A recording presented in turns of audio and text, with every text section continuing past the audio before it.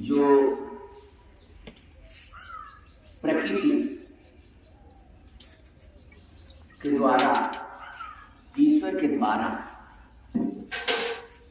जो स्वतः अन्न, फल, सब्जी का उत्पादन हो, जिसमें हमारा विशेष जो हम विशेष बुद्धि लगा के कुछ कर रहे हैं वो ना करें, ईश्वर पर डाल दें, प्रकृति पर डाल दें और खेती हो। यानी मनुष्य न करे कुछ, बल्कि ईश्वर करे और स्वतः उत्पादन हो, वो प्राकृतिक है। क्योंकि जिन जंगलों में मनुष्य की पहुंच नहीं हुई है, वहां देखिए पेड़ पौधे, लताएं, घास फूस कितनी हरी भरी, कितना फल फूलों से लगी हुई, सब कुछ अपने में आप होता है।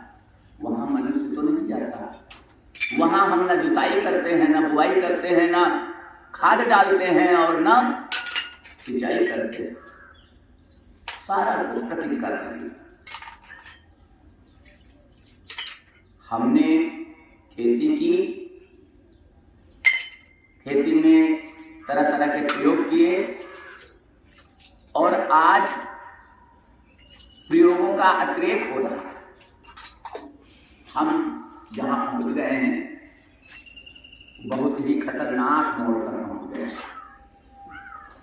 हमने उत्पादन बढ़ाने के लिए रासायनिक खादों का प्रयोग किया, रासायनिक दवाओं का प्रयोग किया और उत्पादन बढ़ा। हमारी भूख, हमारी क्षुधा शांत हुई, लेकिन दूसरी तरफ हम नई बीमारियों और रोगों के जाल में फंस गए। जितना ही क्या है कि ज्यों ही सुरझाऊं त्यों ही उलझे गाढ़े फनन में फंसे।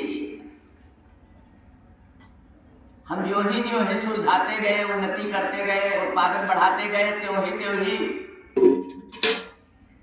हम फंसते चले गए। आज जो हम खा रहे हैं, अन्न फल सब्जी, दूध, यहां तक कि मां का दूध, वो भी प्रदूषित हो गया है हमारे इस प्रकृति से। इसलिए अब मनुष्य के द्वारा की हुई खेती की जरूरत नहीं, अब इसे हमें प्रकृति पर डाल देना चाहिए। अब हमें इसे ईश्वर द्वारा जो कुछ हो रहा है उस पर डाल देना चाहिए। यही है प्राकृतिक खेती। हम सनह बढ़ते हुए जहां आ गए हैं, जिसे हम प्रगति कहते हैं, वो प्रगति नहीं, विनाश का कारण, मनुष्य के विनाश का कारण बन गए। हमें इस स्थिति से उभरना होगा। अच्छा, हम गए क्यों यहां? इसलिए कि हमारे खेतों में उत्पादन बहुत कम हो रहा था। हमें कुछ बुद्धिमान लोगों द्वारा बताया गया कि आप किसानों ये नए बीज लो, नए खादें लो, रासायनिक दवाएं लो और ज्यादा उत्पादन करो। तो हम चमत्कार में फंसे, और चमत्कार में जब किसान फंसता है तो अपने कार्य से च्युत हो जाता है। हम चमत्कार के आदी हैं, जो कोई चमत्कार दिखा देता है हम उसमें फंस जाते हैं। हम एक नया चमत्कार लेकर आपके बीच में आए हैं, आपके गांव में आए हैं, आपके क्षेत्र में आए हैं।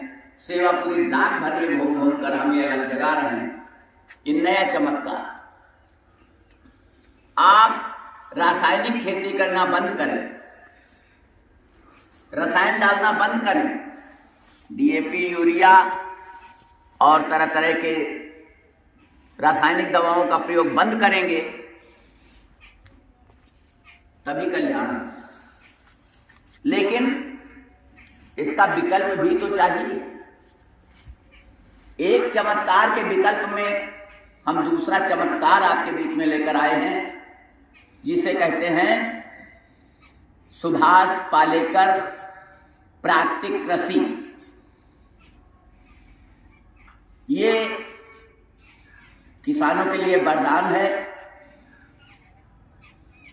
इसमें हमें कुछ नहीं करना है, सब भगवान करेगा, केवल हमें उस पर डालना है।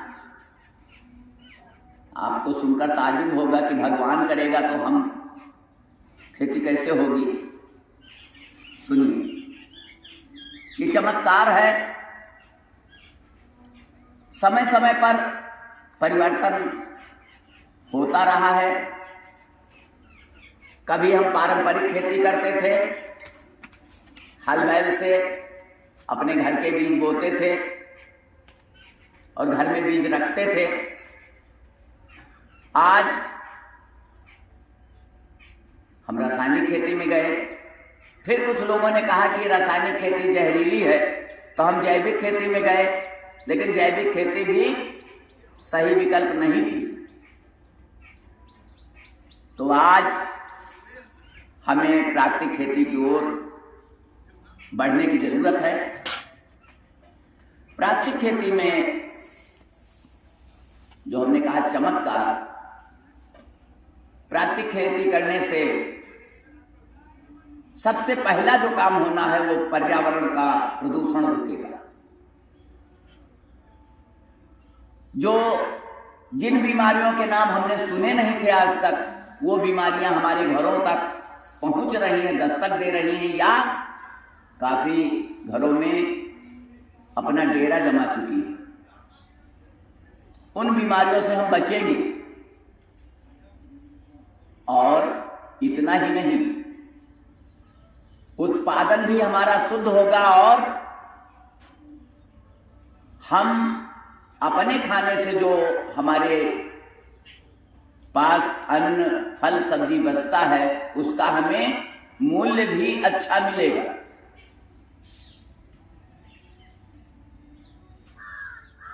क्योंकि वो विष रहित होगा। तो दूसरे, जब हम खाद और दवाएं नहीं डालेंगे तो हमारी लागत घटेगी। हम लागत से परेशान हैं। आज हमारी लागत का मूल्य नहीं मिल रहा है।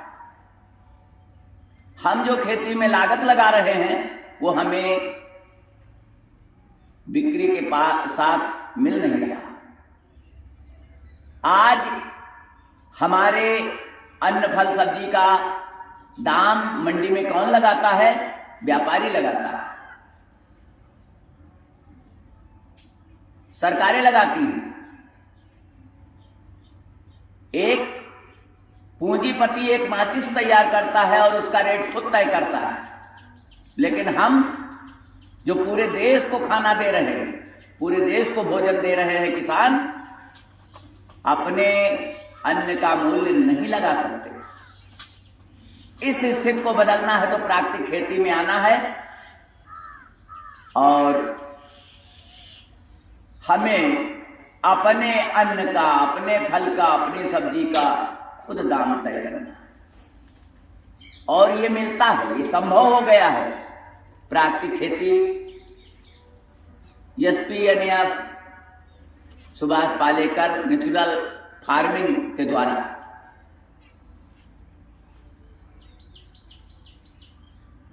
हम सबसे बड़ा प्रश्न ये है, हम कहते हैं भाई खाद नहीं डालेंगे तो पैदा ही नहीं होगा। अब तो बिना खाद डाले, बिना दवाएं डाले कोई अन्न पैदा ही नहीं हो सकता है। ऐसी हमारी समझ बन गई। तो हाँ साथियों, ये जो बीज आ गए हैं हाइब्रिड या संशोधित बीज, ये बीज जब तक हम डालेंगे ये पक्का है कि बिना खाद डाले और बिना दवाई डाले, दवाइयों के प्रयोग के ये उत्पादन नहीं देगी। इसलिए हमें पुराने पारंपरिक बीजों पे जाना पड़ेगा, देसी बीजों पे जाना पड़ेगा। देसी बीज अपने घर में रखने होंगे और अपने बीज बोने होंगे। इससे हम इन जिन कंपनियों के जाल में फंस गए हैं, हम बीज भी बाहर से लेते हैं, खाद भी बाहर से लेते हैं, दवाएं भी बाहर से लेते हैं, बाजार में फंस गए हैं, तो बाजार से हमें मुक्ति मिलेगी। हमारे बीज होंगे, हमारी खाद होगी, हमारी दवाएं होगी, तो हम और हमारा रेट होगा, हमारी बिक्री की रेट होगी, तो तभी हमारा कल्याण होगा, हम किसानों का कल्याण होगा। ये बातें हम यूं ही नहीं कह रहे हैं, ना हवा में कह रहे हैं, हम ये कर रहे हैं। पिछले 2016 से हम खुद कर रहे हैं, हमारे बीच में काफ़ी साथी आए हैं 2013 से कर रहे हैं, कई साथी हैं किसान जो कि 2005 से कर रहे हैं, 6 से कर रहे हैं। अपने ही प्रदेश में, अपने ही आसपास के जिलों में हमारे साथ झांसी, बहराइच, रायबरेली, लखनऊ, सीतापुर, आजमगढ़ आज से किसान आए हुए हैं जो इस प्रकार की किसानी कर रहे हैं, इस तरह की खेती कर रहे हैं। आए बैठे साथी भाई, प्रणाम है आपको। तो हम लोग जो कर रहे हैं वही बोल रहे हैं, बिना खाद के एक दाना प्रयोग किए, बिना रासायनिक दवाओं का एक बूंद प्रयोग किए हम लोग खेती कर रहे हैं। और ये खेती है सुभाष पालेकर प्राकृतिक कृषि। इसको करने में मुख्य चीजें जो हैं, जो सहायक हैं, वो है सबसे बड़ी सहायक हमारी गौ माता, देसी गौ। देसी गाय के गोमूत्र और गोबर से हम लोग ये खेती करते हैं, जिससे अब हम इस दावा करने की स्थिति में आ गए हैं कि जितना रासायनिक खेती से आप 1 एकड़ में पैदा करते हैं, उससे हम समाया पैदा कर लेते हैं केवल गोमूत्र और गोबर का प्रयोग करके। अब इस पर एक प्रश्न आता है कि गाय कहाँ है और इतनी गायें कहाँ हैं।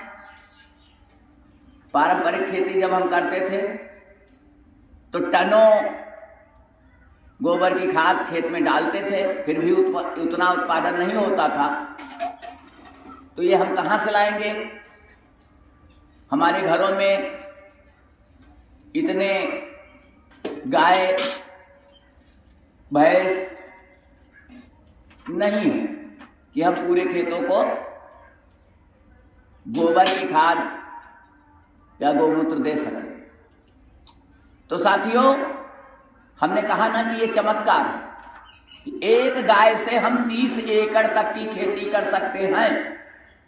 एक देसी गाय से हम 30 एकड़ तक की खेती कर सकते हैं। साथियों, ये बहुत बड़ा चमत्कार है। और जितना रासायनिक खेत दवाओं के द्वारा, रासायनिक खादों के द्वारा कर रहे हैं, उससे सवाया कर सकते हैं। और बिना लागत के एक गाय हमारी होगी, हमारे घर का बीज होगा, हमारे घर की खाद होगी, हमारे घर की दवाएं होंगी। हम गौमूत्र से खाद भी बना लेते हैं, दवाएं भी बना लेते हैं, और उनको डालकर हम खेती कर रहे हैं। और अपना अनुभव आपसे बांटने के लिए इधर आए हुए हैं, गांव-गांव में जाके ये खेती की, प्राकृतिक खेती की अलग जगह है। तो साथियों, इसके लिए हमें देसी बीज और देसी गाय की जरूरत है। देसी बीज अब हमारे पास नहीं बचे हैं, खेत घरों में नहीं बचे हैं, इसके लिए हम लोग बाहर से बीज ला रहे हैं देसी, और अपने घरों में बनाकर खेती कर रहे हैं। हम लोग यहाँ बीज, देसी बीज फैला सकते हैं, ला सकते हैं, और आप उसको बढ़ाकर आगे अपने घर में रख सकते हैं। ये जो बाजार का चक्कर है, इसको आप खत्म कर सकते हैं। तो इतना ही आपसे निवेदन है कि हम देसी गाय को पालें, और ये काशी महा